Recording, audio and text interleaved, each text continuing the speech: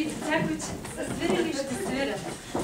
Така, всички трябва обаче да ме пипнат мен. Да, ръчичка тук на мен.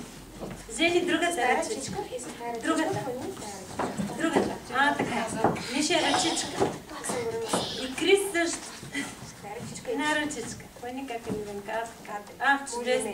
Ама Мишо, вижда ли се сега? Всички, а малкия. Цвете ръчичка към мен.